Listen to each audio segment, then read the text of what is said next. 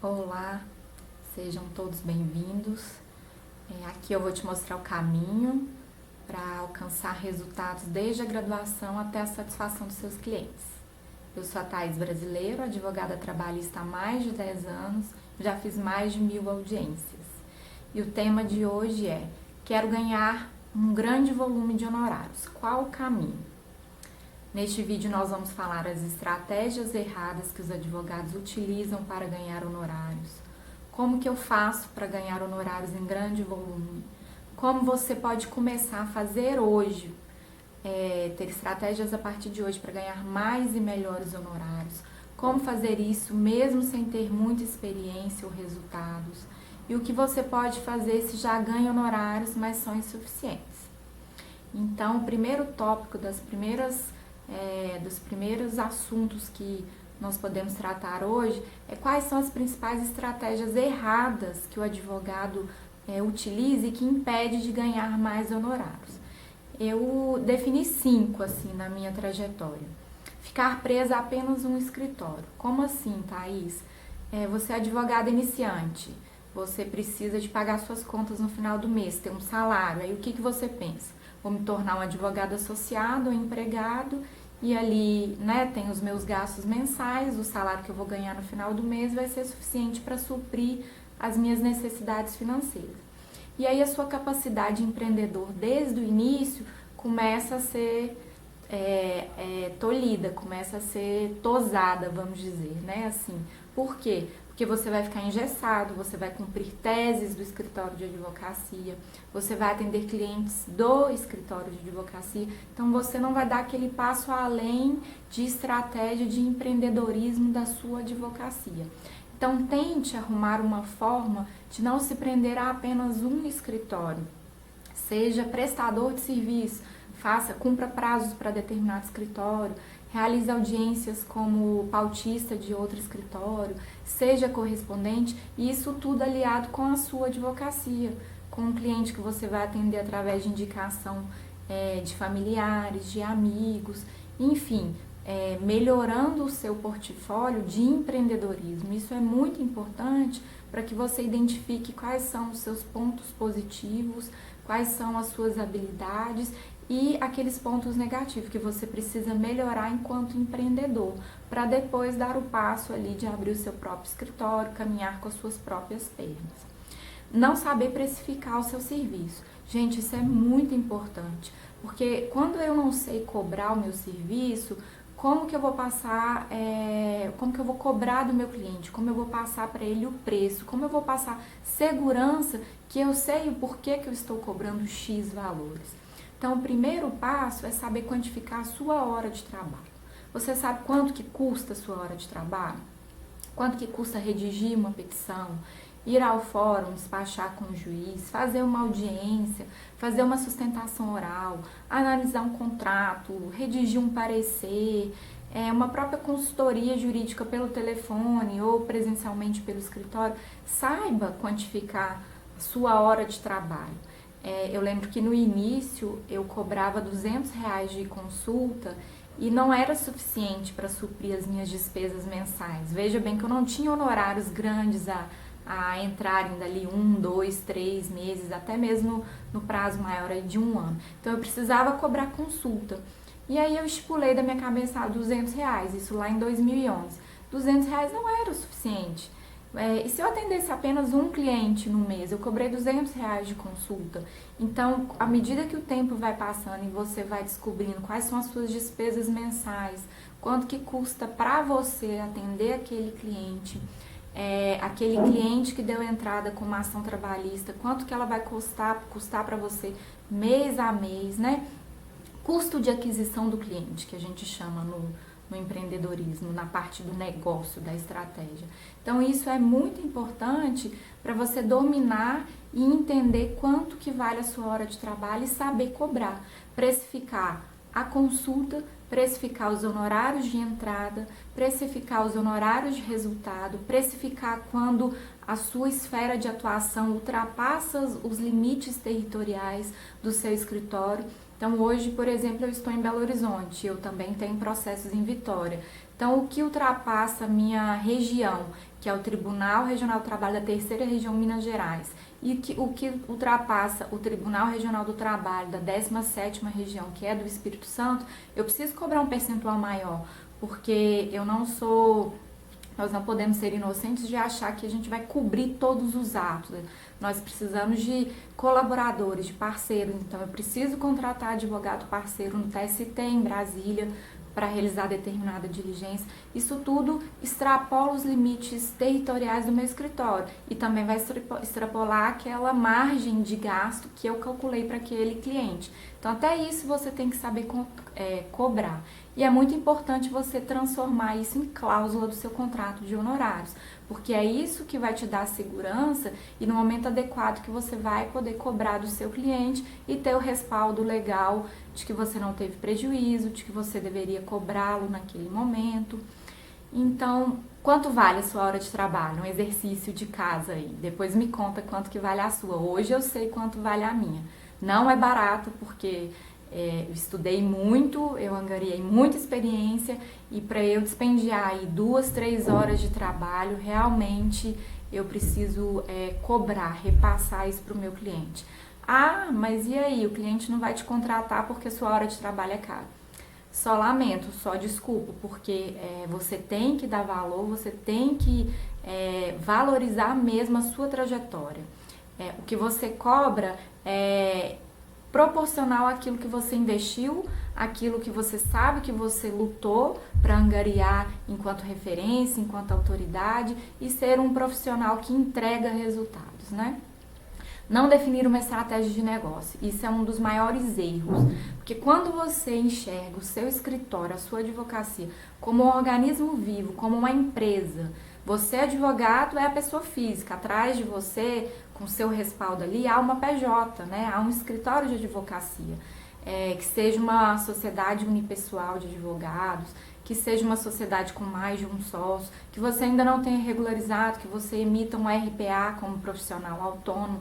Se você não tiver uma estratégia de negócio, o seu negócio está fadado a começar e ter hora para acabar.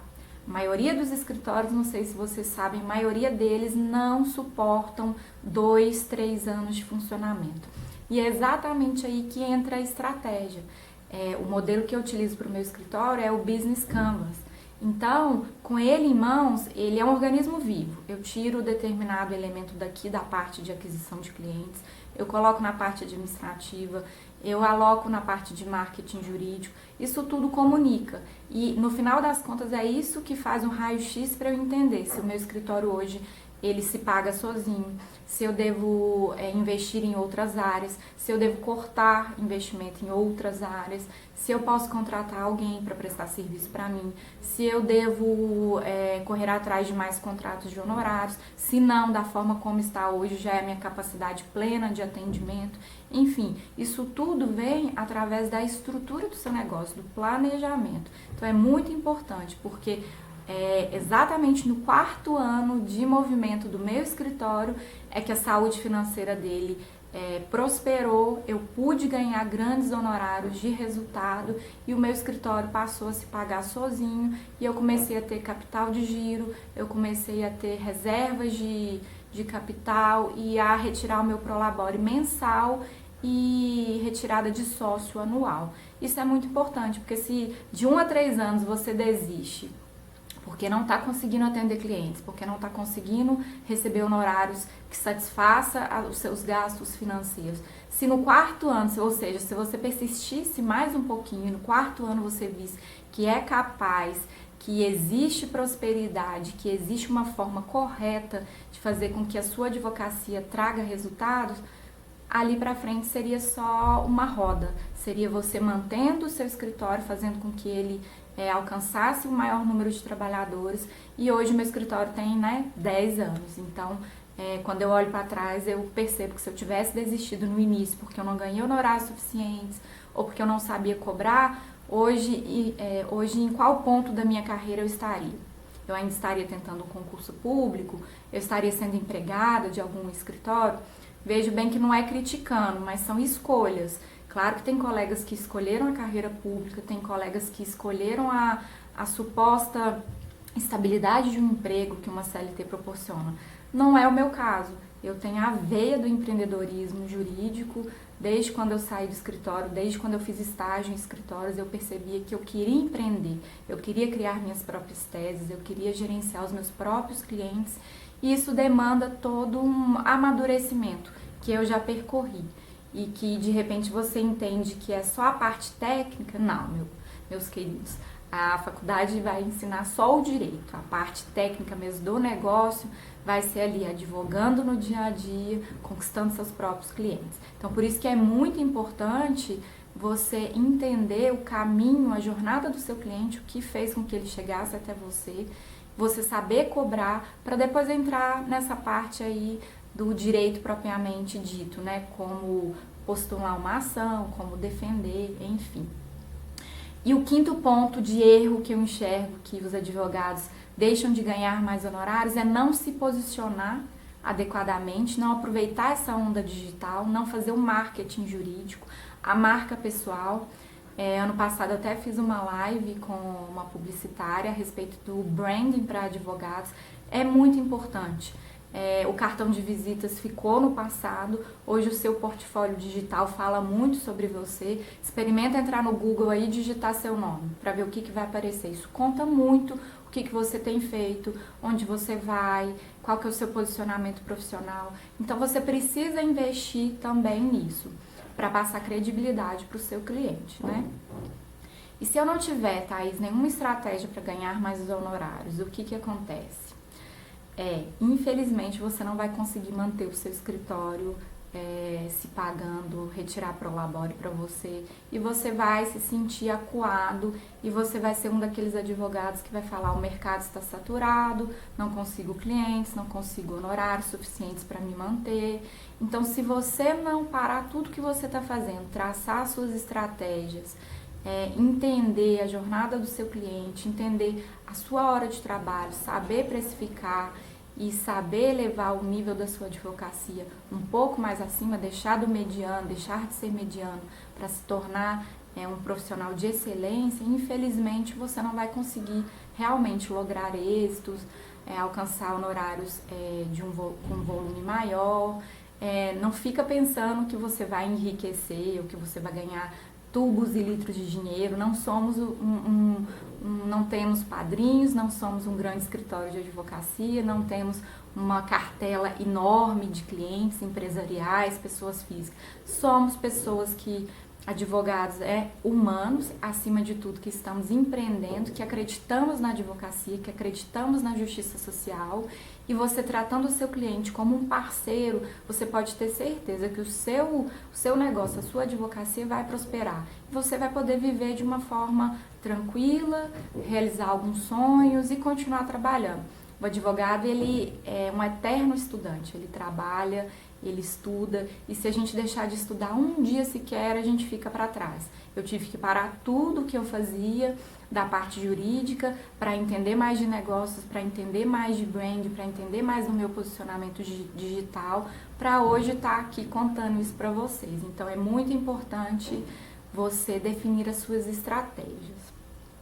Qual estratégia que eu utilizei para ganhar mais honorários e o que deu errado? No início, eu imaginava que quanto mais eu diversificasse as demandas do meu escritório, mais honorários eu iria ganhar. E aí eu cobrava, por exemplo, às vezes R$1.000 por uma investigação de paternidade, eu cobrava R$200 de consulta de um cliente trabalhista e 20% de honorários de resultado ao final do proveito econômico daquele processo. Então eu cobrava pouco. Hoje eu tenho ciência de que eu cobrava pouco, eu não sabia precificar os meus honorários. E aí, como eu diversifiquei, eu peguei algumas causas de família, algumas causas de indenização junto com outras causas trabalhistas, isso dividiu a minha energia, dividiu a minha hora de trabalho, eu fiquei esgotada e o meu serviço ele ficou mediano.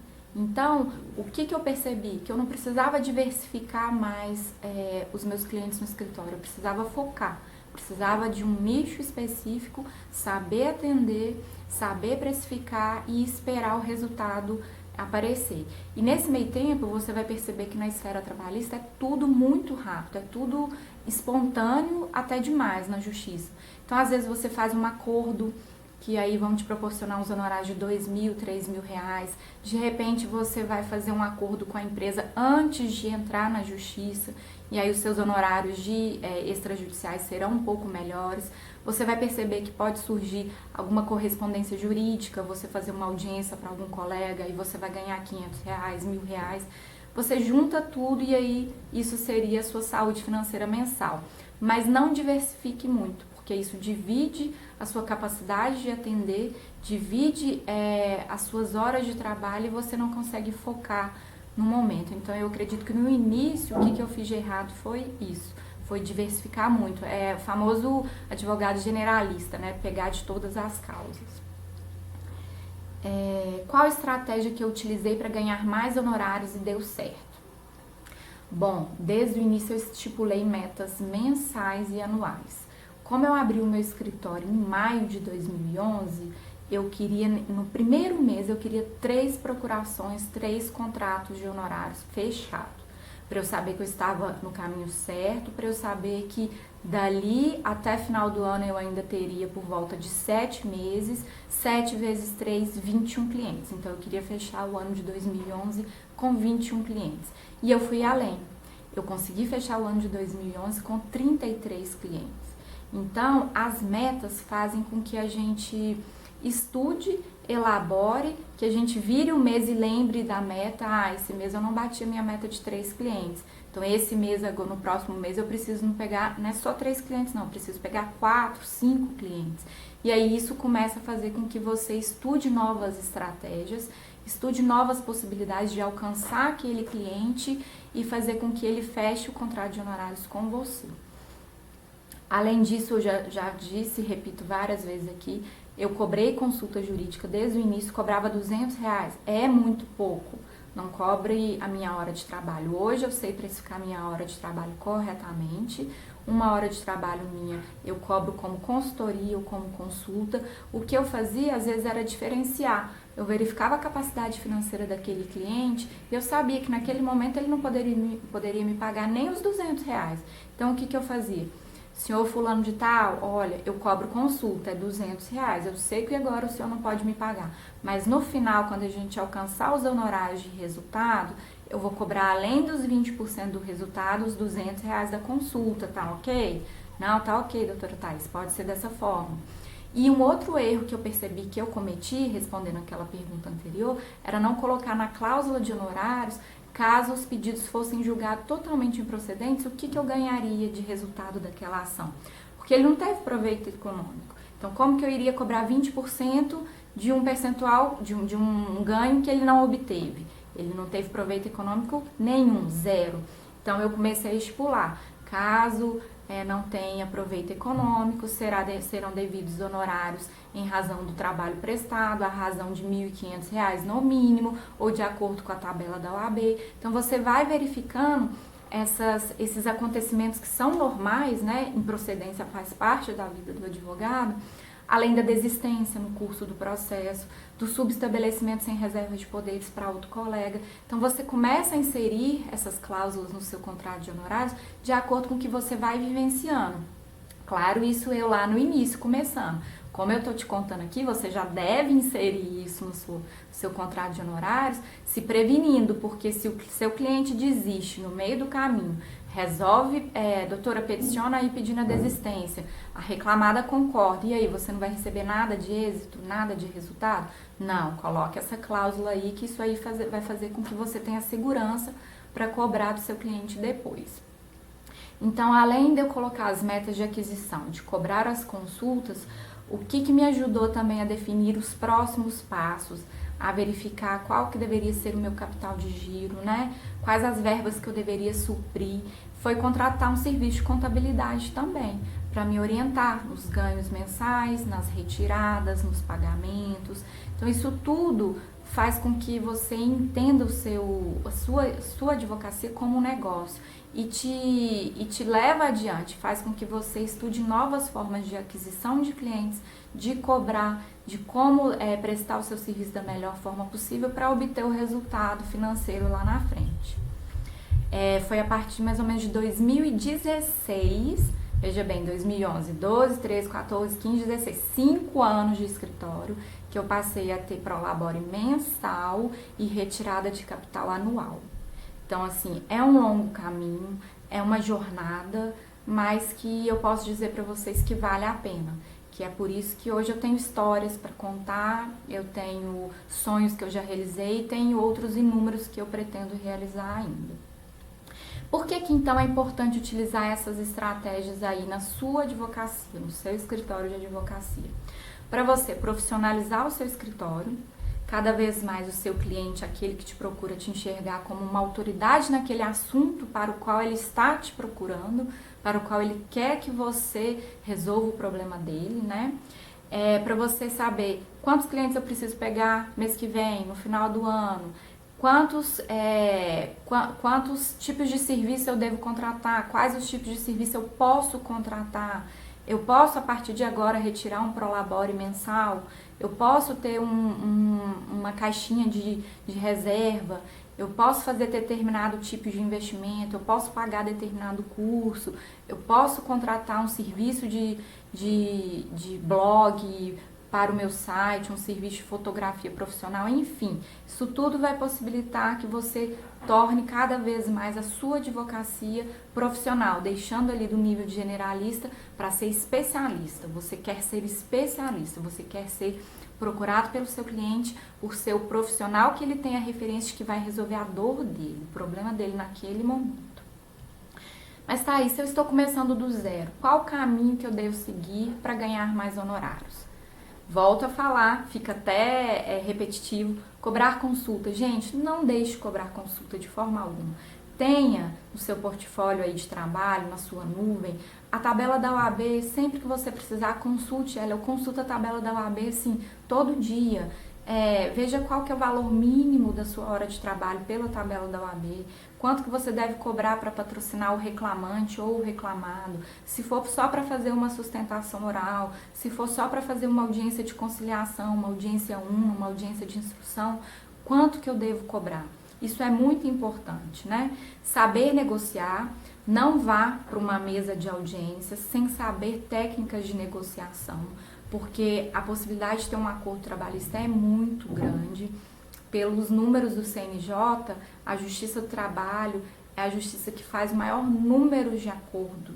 Então, assim, você já chega com uma possibilidade de 30% de fechar um acordo com a parte contrária. Então, é importante você conhecer técnicas de negociação, você realizar cálculos de forma rápida.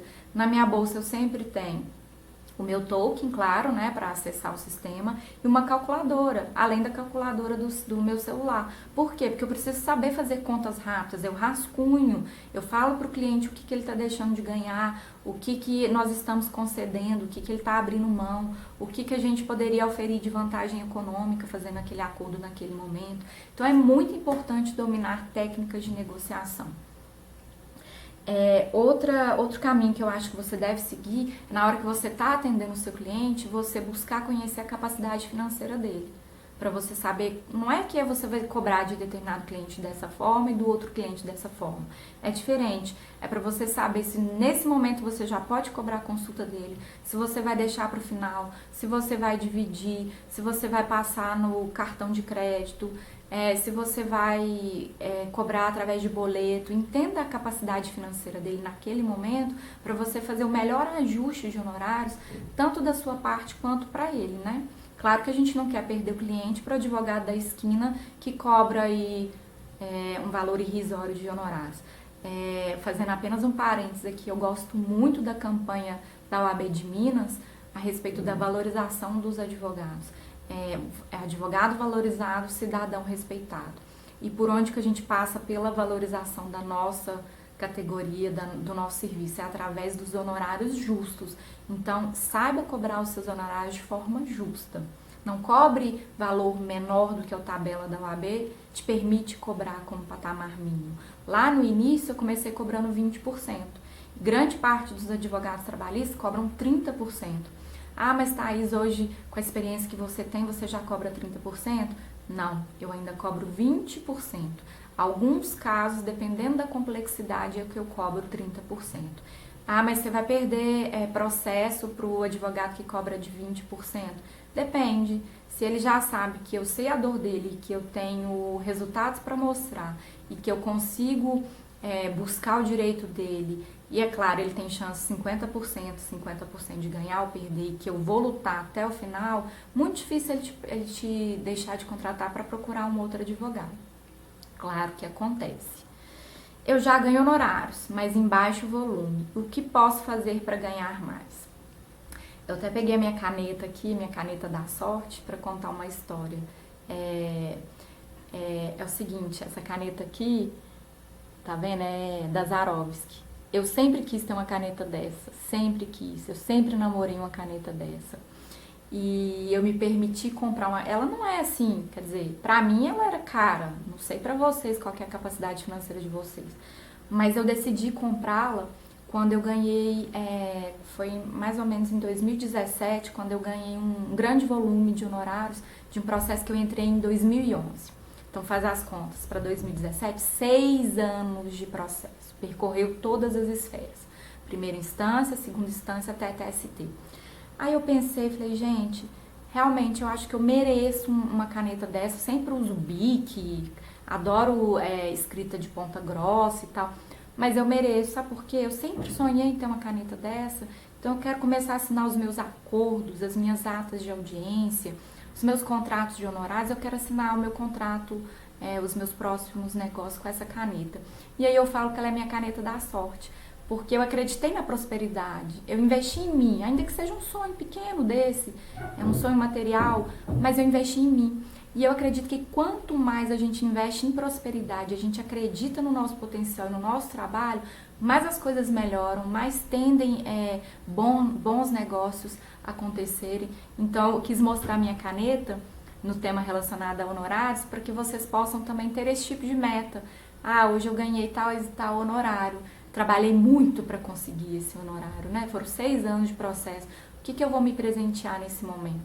E aí, assim, a gente vai galgando passos na vida da gente.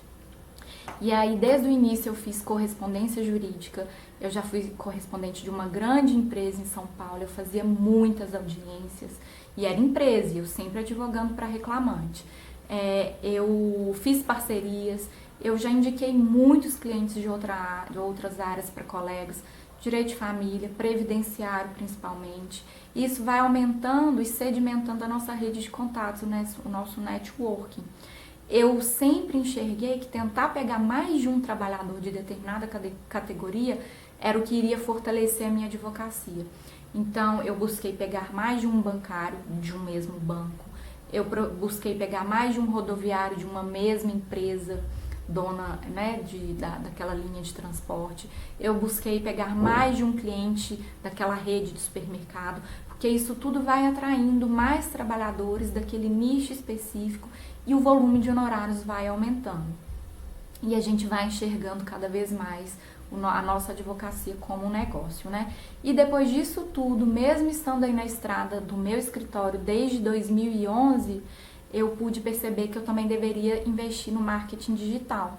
Então é isso, pessoal, é se tornar correspondente, fazer parcerias jurídicas, investir no seu marketing digital, né? Campanhas do Google, ADS, realmente traçar as estratégias para que você possa verificar uma melhor forma aí nesse momento de ganhar mais honorários, levando em consideração tudo isso que eu passei para vocês aqui, que são pontos importantes. Espero que vocês tenham gostado e até o próximo vídeo.